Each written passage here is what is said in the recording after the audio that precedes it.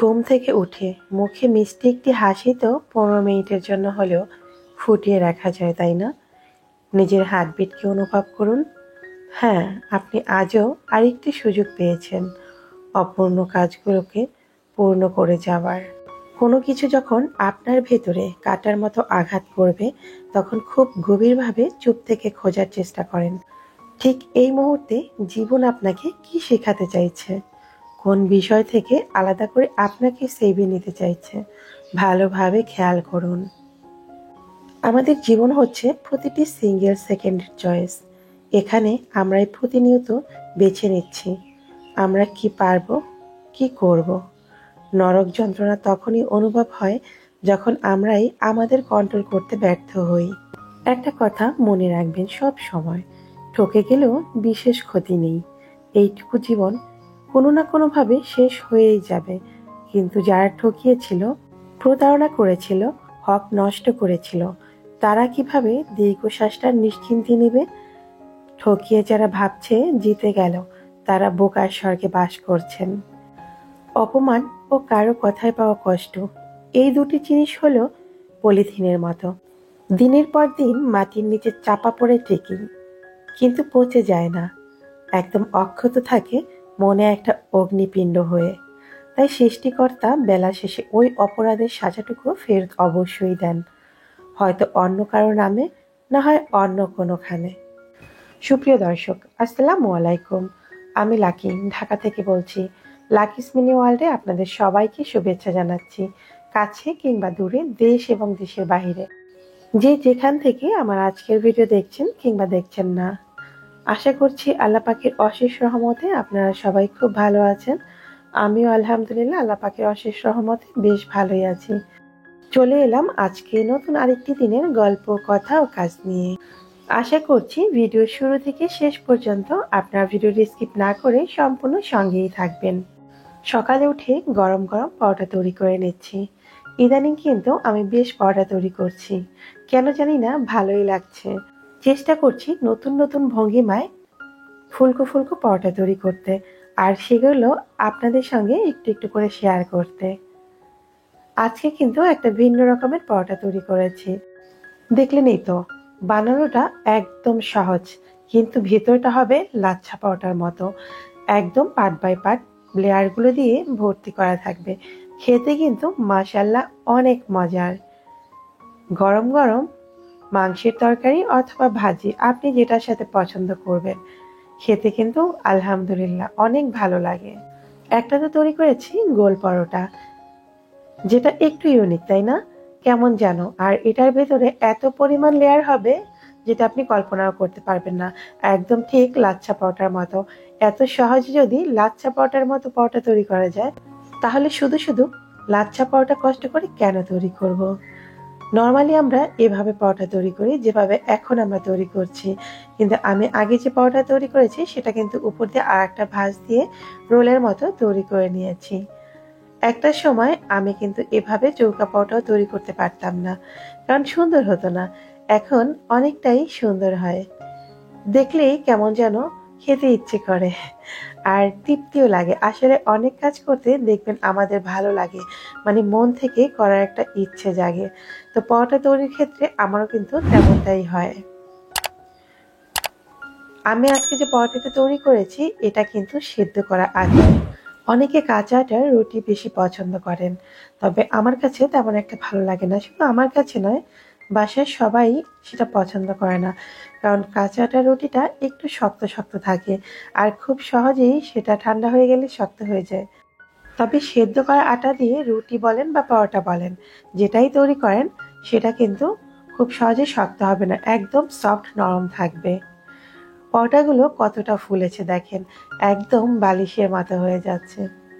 দেখলেই একটা প্রশান্তি আসছে। যখন কোনো রুটি বা পরোটা ভাজার সময় ফুলে ওঠে, দেখলেই মনের ভিতরে একটা প্রশান্তি কাজ করে।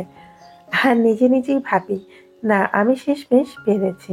আসলে জীবনের কোনো কাজই কঠিন নয়, যদি আমরা মন থেকে ভালোবেসে কোনো কাজ ঠিকভাবে করার চেষ্টা করি, তাহলে সেটা পারফেক্ট হবেই।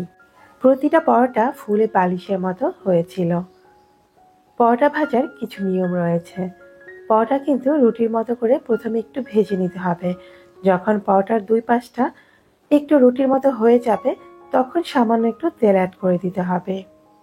আমি অনেককেই দেখেছি পরোটা যখন ভাজি করে তখন কাঁচা অবস্থায় তেল দিয়ে দেয়।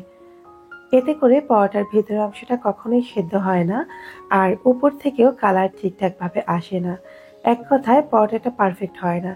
তাই নতুন রাঁধুনি আপুদেরকে বলবো, যখনই আপনারা পরোটা তৈরি করবেন তখন একটু রুটির মতো ভেজে নেবেন। এরপরে অল্প করে তেল অ্যাড করে দিয়ে হালকা মিডিয়াম আঁচে একটু সময় নিয়ে পরোটা ভাজতে হবে। কোনো কাজেই তাড়াহুড়ো করলে চলবে না। এই যে দেখুন আমার পরোটাগুলো কত সুন্দর হয়েছে। প্রতিটি পরোটার ভেতরে লেয়ারে ভরপুর। একটা তো নর্মাল পরোটা দেখিয়ে দিয়েছি, এখন দেখিয়ে দিয়েছি নতুনভাবে যে পরোটাটা তৈরি করেছি। এই যে দেখুন প্রতিটা পরোটা অসংখ্য লেয়ারে ভরপুর। ঠিক যেমনভাবে লাচ্ছা পরোটার মধ্যে অগণিত লেয়ার হয়, এই পরোটার মধ্যেও কিন্তু তেমনটাই হয়েছে। তবে তৈরি করা কতটা সহজ সেটা তো দেখতেই পেয়েছেন। আর হ্যাঁ, নতুন রাঁধুনি আপুদেরকে বলবো, পরোটাটা কিভাবে তৈরি করেছি আর কিভাবে ব্রাশ করেছি তেলটা, সেটা অবশ্যই লক্ষ্য রাখবেন। আমি তেলটা ব্রাশ করে কিন্তু সামান্য একটু আটা ছিটিয়ে দিয়েছি, এখানে অন্য কিছু অ্যাড করিনি। এই বিষয়গুলো যদি লক্ষ্য করেন তাহলে আপনারাও এরকম সুন্দর সুন্দর ফুলকো ফুলকো পরোটা তৈরি করতে পারবেন। অনেক আপুরাই বলে থাকেন তারা এত সুন্দর করে পরোটা তৈরি করতে পারেন না। আসলে কোনো কাজই কিন্তু কঠিন নয়। সবকিছু যদি একটু প্রচেষ্টা করেন বা একটু মনোযোগ দিয়ে তৈরি করার চেষ্টা করেন, আপনিও দেখবেন খুব সহজেই পেরে গেছেন।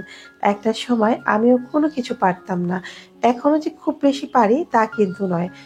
তবে যা কিছুই করি না কেন চেষ্টা করি একটু মনোযোগ দিয়ে করার, যেন আমি যে কাজটা করছি সেটা আমাকে সফলতা এনে দেয়। ব্যর্থতা বলে কোনো কিছু নেই। আসলে সফলতা আমাদের জীবনে আসবেই যদি আমার প্রচেষ্টাটা সঠিক থাকে। মানুষের জীবনে সব কাজ বা সবকিছুই একবারে হয় না বা একবারে আমরা শিখেও যাই না। হয়তোবা আপনি ভাবছেন এখানে এসেই থেমে গেছি, আমাকে দিয়ে আর কিচ্ছু হবে না। এই কথাটা একদমই ভুল। যেখান থেকে আপনি থেমে গেছেন ঠিক সেখান থেকে আবার শুরু করেন, তবে মনোবল এবং প্রচেষ্টা অনেক কঠোরভাবে বাড়িয়ে নিয়ে। আজকে মনে হয় অনেক বেশি কথা বলে ফেলেছি, তাই না? আচ্ছা যাই হোক, বলে যেহেতু ফেলেছি আর একটু বলি। কে কে এখন পর্যন্ত আমার ভিডিওর সঙ্গে আছেন বলেন তো? যারা যারা আছেন ধরে নিচ্ছি তাদের কাছে আমার কথা বা কাজ একটু হলেও ভালো লেগেছে। যদি আমার ধারণাটা সঠিক হয়ে থাকে তাহলে বলবো একটু কষ্ট করে ভিডিওর নিচে একটি লাইক দিয়ে যান। আপনার একটি লাইক দিতে খুব বেশি একটা কষ্ট হবে না, তবে আপনার একটি লাইক আমার কাছে অনেক গুরুত্বপূর্ণ। আর যদি আপনি আমার মতো অলস না হন তাহলে আপনার যদি ভিডিও বিষয়ে কোনো মতামত থাকে তাহলে সেটা অবশ্যই কমেন্ট বক্সে জানিয়ে যেতে পারেন। আর যে সকল আপু এবং ভাইয়ারা আজকে প্রথম আমার চ্যানেলটি ভিজিট করেছেন, যদি আপনাদের কাছে আমার কোনো গল্প কথা বা কাজ একটুও ভালো লাগে তাহলে আপনারা চাইলে আমার এই ছোট্ট পরিবারের সদস্য হয়ে থেকে যেতে পারেন আমার চ্যানেলটি সাবস্ক্রাইব করে। কথা বলতে বলতে আমি কিন্তু রান্না করে নিচ্ছি। আজকে দুপুরে রান্না করছি চিচিঙ্গা ভাজি আর হচ্ছে শিং মাছ দিয়ে আলু দিয়ে একটু ঝোল করব। আমার কাছে শিং মাছটা কিন্তু অনেক বেশি ভালো লাগে, আর সেটা হচ্ছে কাঁচা কলা আর হচ্ছে আলুর সাথে। আর এটা হালকা করে একটু ঝোল ঝোল হবে। চিচিঙ্গা ভাজিটা অলরেডি হয়েই আসছে, যদিও অনেকটা সময় লেগেছে। যে কোনো ভাজি করতে আমার কাছে বেশ সময় লাগে, তার একটি বিশেষ কারণ রয়েছে। চুলাটার দিকে তাকান তাহলেই বুঝতে পারবেন। চুলার আঁচটা কিন্তু একদম লোতে দেওয়া রয়েছে। চুলার আঁচটা এভাবে লোতে রেখে যদি যে কোনো ভাজি করা যায় তাহলে সেই ভাজিটা খেতে কিন্তু অনেক ভালো লাগে, কারণ দীর্ঘ সময় নিয়ে এটা তেলের মধ্যে একদম ভাজা ভাজা হয়ে যায়। এই যে দেখুন আমার দুন্দুল ভাজিটা কত সুন্দর হয়েছে। আর এই দিক থেকে আরেকটা সুবিধাও রয়েছে, হালকা আঁচে যদি রান্না করেন তাহলে রান্নার পাশাপাশি অন্যান্য কাজগুলো করে নেওয়া যায়। শিং মাছের ঝোলটাও রান্না করা হয়ে গেছে। বাকি কাজগুলো করতে করতে আমার প্রিয় আপুদের কিছু কমেন্টের উত্তর দিয়ে নিচ্ছি। ফাতেহা ইসলাম আইডি থেকে আপু লিখেছেন, আসসালামু আলাইকুম আপু। ওয়ালাইকুম আসসালাম আপু। অনেকদিন পরে আপনার ভিডিও দেখলাম, খুব ভালো লাগলো। আপু আর লিখেছেন, মিষ্টি আপু, আমার মোবাইল নষ্ট ছিল তাই আপনাকে এতদিন খুব মিস করেছি। ধন্যবাদ মিষ্টি বোন আমার। যখন আপনারা এত সুন্দর করে কমেন্ট করে আপনাদের মনের ভাষাগুলো প্রকাশ করেন বা তাতে বুঝিয়ে দেন যে আপনারা আমাকে কতটুকু ভালোবাসেন, আর আপনাদের এইটুকু ভালোবাসার জন্যই আসলে আমি এখানে কাজ করি। তা না হলে হয়তোবা আমার পক্ষে ইউটিউব প্ল্যাটফর্মে কাজ করা সম্ভব নয়। কারণ ইদানিং আমি শারীরিক এবং মানসিক সব দিক থেকেই ভীষণ ভীষণ অসুস্থ। শরীরে যদি অসুখ বাধা বাঁধে সেটা না হয় চিকিৎসা করলে ভালো হওয়া যায়, তবে মনে যদি রোগ এসে বাসা বাঁধে সেটা কিন্তু খুব সহজে ভালো হয় না। আমি এই মুহূর্তে মানসিকভাবে অনেক বেশি অসুস্থ। তার কারণ হচ্ছে আমার মেয়েটা ভীষণ অসুস্থ। তাই আপনাদের সবার কাছে একটা কথাই বলবো, আপনারা সবাই আমার জন্য, আমার পরিবারের জন্য, বিশেষ করে আমার মেয়ের জন্য একটু দোয়া করবেন। আল্লাহ পাক যেন ওকে দ্রুত সুস্থতা দান করেন। আমি বিশ্বাস করি এবং মনে প্রাণে মানি, একটা মেয়ের কাছে বা একটা মায়ের কাছে তার সন্তানের চাইতে প্রিয় আর কিছু হয় না। আমার কাছে তো এমনটাই ফিল হয়। আমি জানি না আপনাদের মতামত হয়তো বা আলাদা হতে পারে, তবে আমার কাছে আমার পৃথিবীর সবকিছুই আমার সন্তান। তাই ওদের যখন কিছু হয় তখন নিজেকে আসলে ঠিক রাখতে পারি না। তো আপনারা সবাই আমার সন্তানের জন্য অনেক বেশি দোয়া করবেন। আর এই কারণেই কিন্তু আপনাদের সঙ্গে গত ৪-৫ দিন পর্যন্ত আমি কোনো ভিডিও শেয়ার করিনি। এক কথায় ভিডিও তৈরি করা বা ভিডিও শেয়ার করার সেই মন মানসিকতাই এখন আর আমার মধ্যে নেই।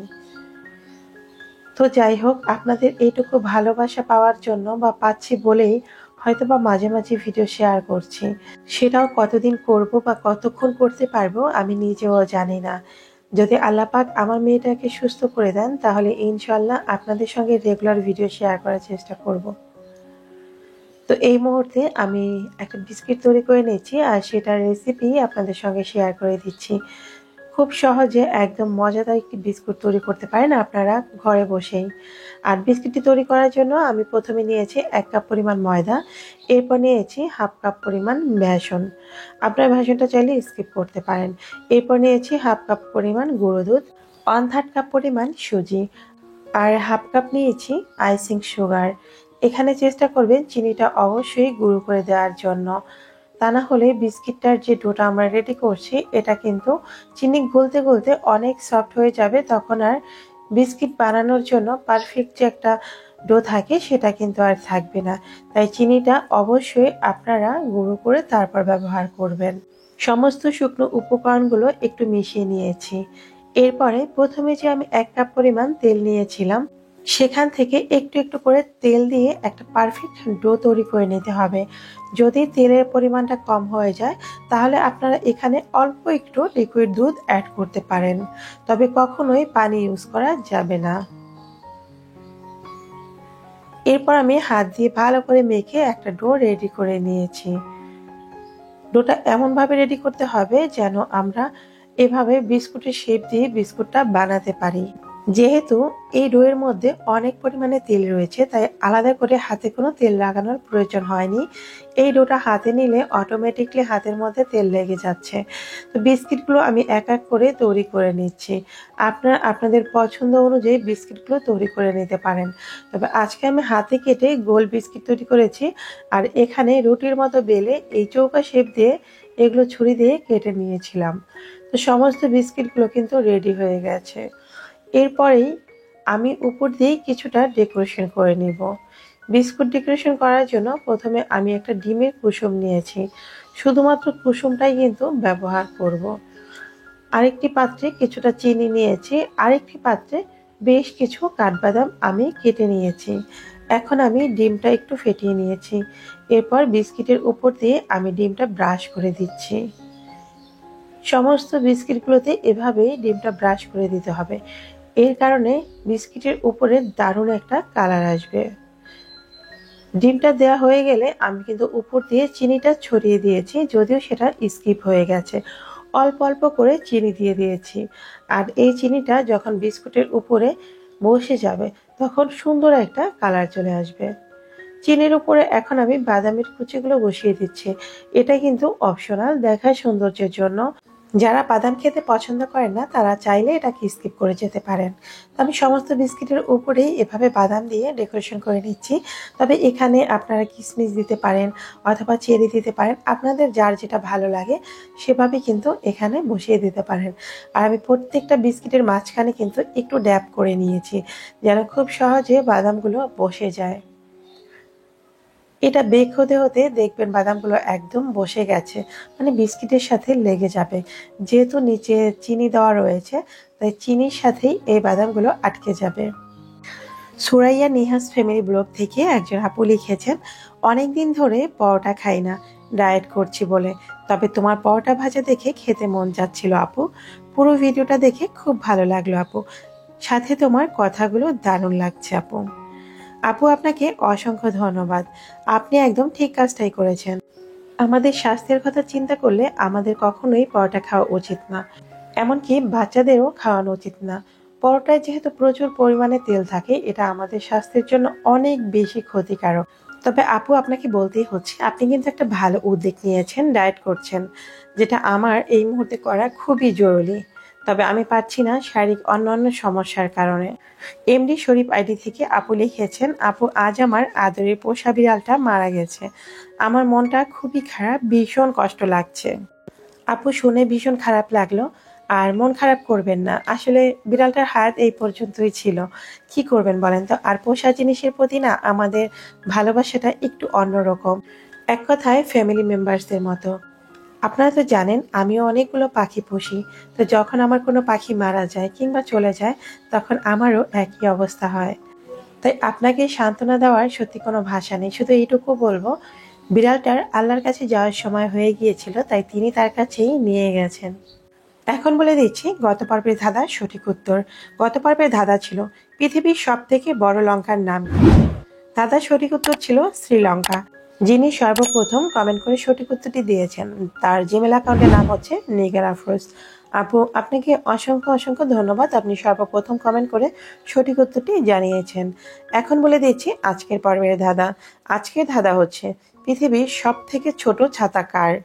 আশা করছি আমার বুদ্ধিমান ভিউয়ার্সরা খুব দ্রুতই কমেন্ট বক্সে সঠিক উত্তরটি জানিয়ে দিবেন। দেখতে দেখতে আমি কিন্তু ভিডিওর একদম শেষ প্রান্তে চলে এসেছি, আজ এখানেই বিদায় নিতে হচ্ছে। দেখা হবে আগামী পর্বে নতুন কোনো ভিডিওর সঙ্গে। ততক্ষণ আপনারা সবাই ভালো থাকবেন, সুস্থ থাকবেন। আল্লাহ হাফিজ। আসসালামু আলাইকুম।